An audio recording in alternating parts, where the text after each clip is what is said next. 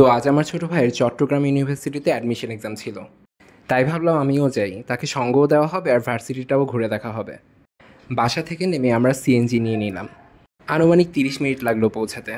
ইউনিভার্সিটির মুখে এত মশলা দিয়ে আনারস মাখা দেখে আমার খুব খেতে ইচ্ছে করলো। সচরাচর ঢাকায় লবণ মরিচ ছাড়া তেমন কিছু অ্যাড করে না, বাট এখানে দেখলাম অনেক কিছুই আছে। ঢাকায় যেখানে 20 টাকা দিয়ে অল্প একটু দেয়, এখানে 10 টাকায় অনেকগুলো দিল। আর টেস্টও ছিল মাশাল্লাহ। আমার ছোট ভাইয়ের সিট এই ভবনটাতে পড়লো। আমি বেরিয়ে পড়লাম ভার্সিটি ঘুরে দেখতে। ফর্চুনেটলি আমার ইউনিভার্সিটির এক ভাইয়ের সাথে পরিচয় হয়ে যায় এবং ওনার বাইকও ছিল। উনি নিজ থেকেই চাইলেন আমাকে ভার্সিটিটা ঘুরে দেখাতে। আচ্ছা, গুড সোল ইজন্ট হি? ইউনিভার্সিটির প্রায় প্রতিটা রাস্তার পাশে এরকম সবুজ গাছ দেখে এতটা শান্তি লাগছিল যে বলে বোঝানোর মতো না। ইউনিভার্সিটির ঠিক মাঝখানে এই ভাস্কর্যটা অবস্থিত। এটাকে বিজয় 71 বলা হয়। তারপর খানিকটা দূরে গিয়ে খুঁজে পেলাম এই বিশাল সেন্ট্রাল মাঠ। বিশাল বড়, তাই না? চারপাশে সবুজ আর ঠিক দূরে ছোট ছোট পাহাড়ও আছে। ঢাকা শহরে তো এমন খোলা আকাশ প্রায় দেখতে পাওয়াই যায় না বললে চলে। এটা শুধু একমাত্র মাঠ নয়, বাট সবচেয়ে বড় মাঠ। সামনের এই পরিত্যক্ত ভবনটা নাকি হন্টেড। একসময় এটা অডিটোরিয়াম হলেও পরে বন্ধ করে দেওয়া হয়েছিল। আর এখানে দূরে যেটা দেখা যাচ্ছে সেটা গ্রিন হাউস। জায়গাটা বেশ সুন্দর, তাই না? চারপাশে সবুজ পাহাড়, একটা গরুও হেঁটে যাচ্ছিল। আর এই প্রচণ্ড গরমেও এই গাছটাতে হলুদ ফুল ফুটে রয়েছে।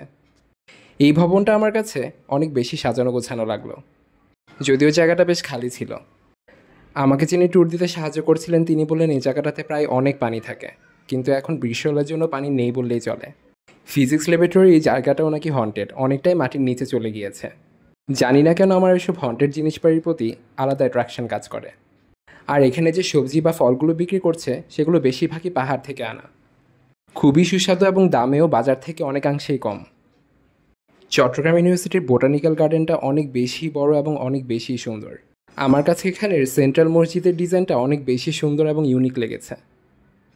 অনেকটাই মডেল মসজিদের মতো দেখতে। সব জায়গা ঘুরে শেষ করে চলে গেলাম ফরেস্ট্রিতে।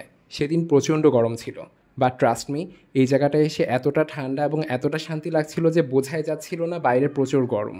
নিশ্চয়ই গাছগুলোর জন্য, যার কারণে এটাকে ফরেস্ট্রি বলা হয়। এটা চট্টগ্রাম ইউনিভার্সিটির জাদুঘর। নিচের ওই নৌকাটা দেখতে পাচ্ছেন, সেটা অনেক ইউনিক একটা ডিজাইনের।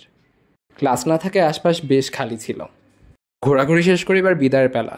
আর বিদায়টা হয়েছিল শাটল ট্রেনের মাধ্যমে। ইয়েস, চট্টগ্রাম ইউনিভার্সিটির শাটল ট্রেন। অনেক গরম ছিল, ঘেমে গিয়েছিলাম, বাট ঘোরাঘুরিটা অর্থিত ছিল। সবাই ভালো থাকবেন। ও আচ্ছা, যাওয়ার পথে আমার এই 5 টাকার নন ব্রেন চিপসটা কিনতে আমি ভুলিনি।